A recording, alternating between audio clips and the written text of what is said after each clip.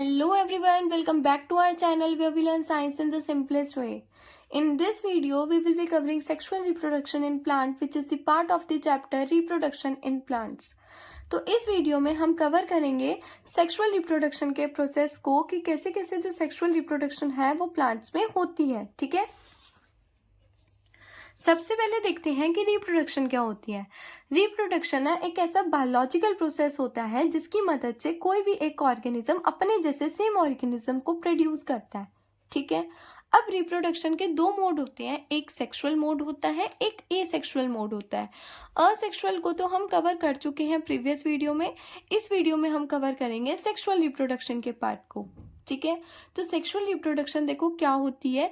Sexual reproduction वो reproduction होती है जिसमें दो पेरेंट इन्वॉल्व होते हैं। ठीक है, मेल और फीमेल, और वो दोनों पेरेंट मिलके नए ऑर्गेनिज्म को प्रोड्यूस करते हैं। मतलब वो दोनों पेरेंट मिलके एक नए प्लांट को ग्रो करेंगे। ठीक है, तो देखो sexual reproduction is the mode of the reproduction in which two parents are involve.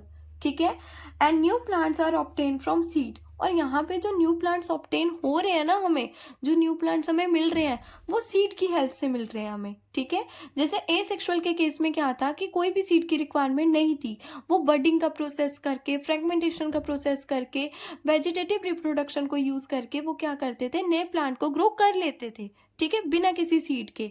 ठीक है, लेकिन यहाँ पे क्या होगा, सीड की रिक्वायरमेंट होगी।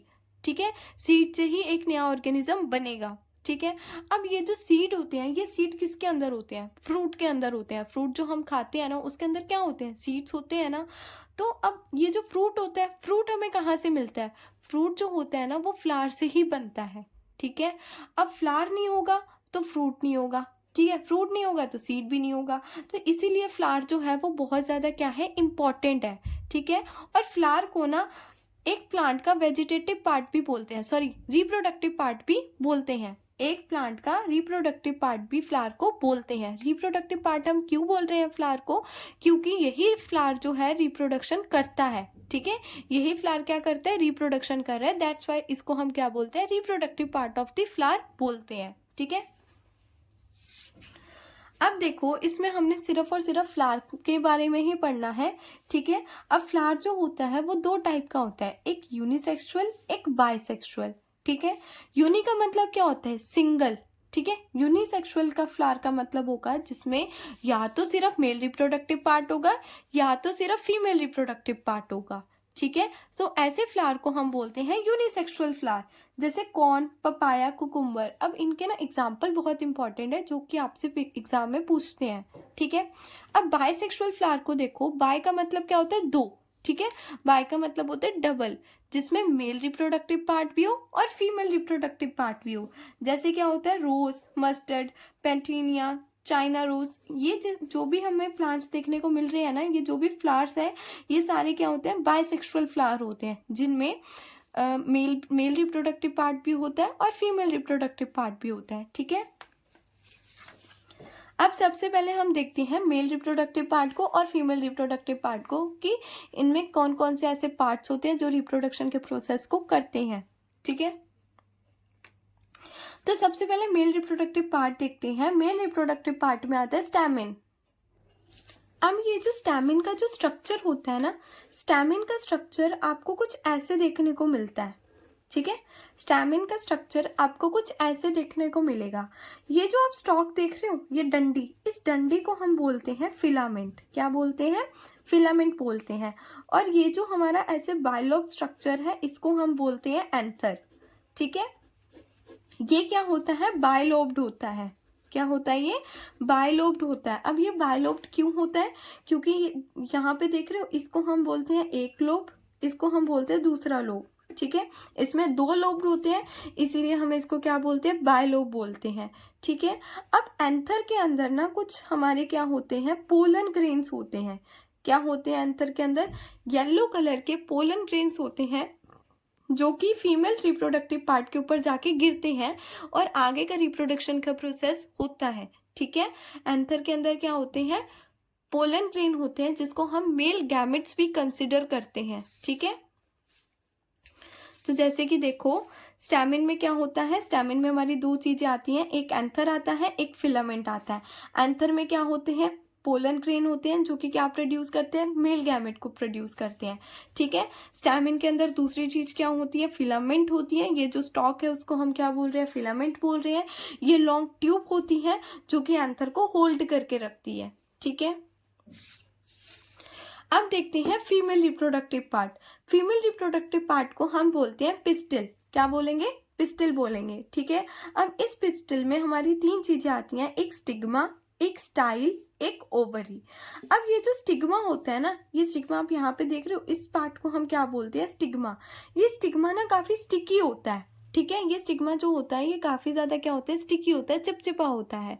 ठीक है, अब ये स्टिग्मा जो होता है इतना ज्यादा स्टिकी क्यों होता है, जैसे आपने देखा था मेल रिप्रोडक्टिव पार्ट में जो पोलन ग्रेन होते हैं ना, पोलन ग्रेन आके यहाँ पे गिरते हैं, इस स्टिग्मा के ऊपर गिरते हैं। और पोलन ग्रेन ना बहुत ज़्यादा लाइट वेट होते हैं, तो इस वजह से वो यहाँ से उड़ भी सकते हैं।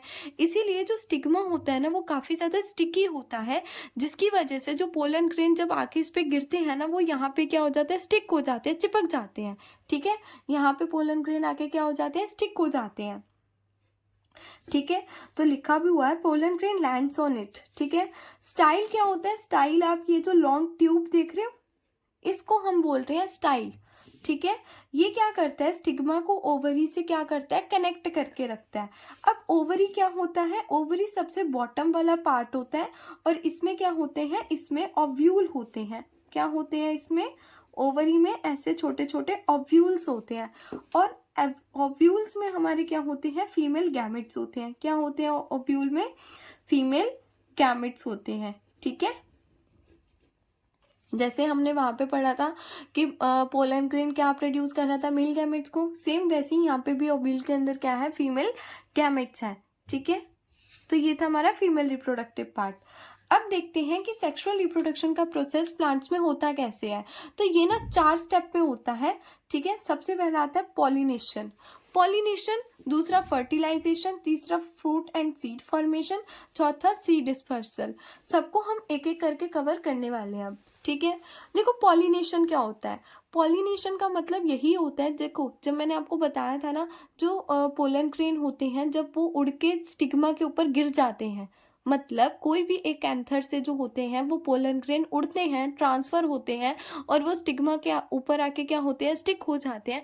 तो उसी प्रोसेस को हम क्या बोलते हैं, पॉलिनेशन। ठीक है, the transfer of pollen grain from anther to the stigma of the flower.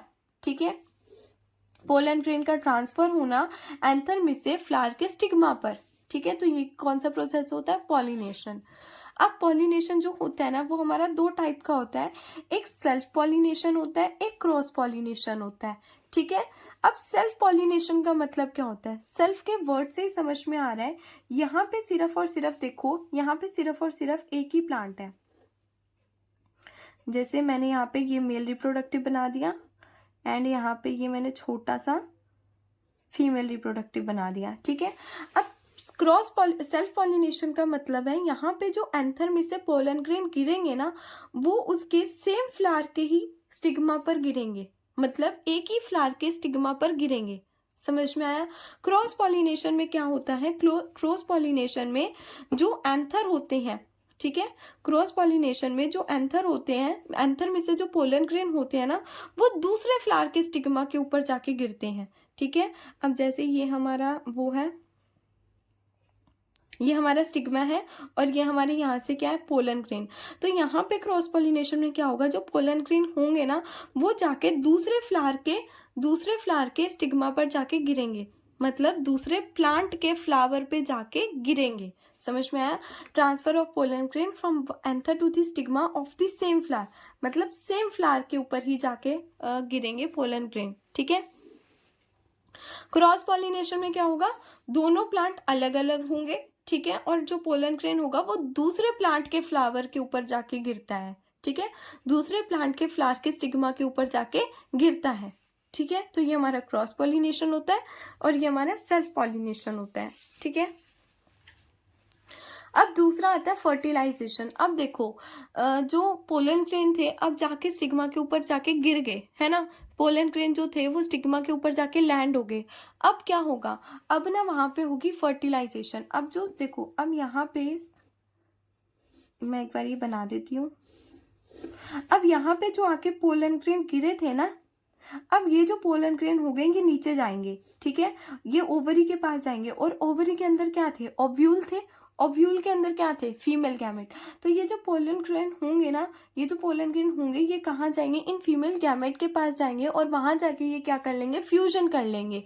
Fusion का मतलब क्या होता है कि दो चीजों का मिलके एक सिंगल चीज बननी, दो चीजों को कंबाइन करके एक सिंगल चीज बनी, फ्यूजन का मतलब वो होता है। अब देखो पोलन ग्रेन मतलब जब मेल रिप्रोडक्टिव का male gamete and female reproductive का फीमेल गैमेट जो होगा, मतलब फीमेल गैमेट जो होगा वो क्या होगा, जब फ्यूज होगा तो वो क्या बना लेगा, वो जाइगोट बना लेगा।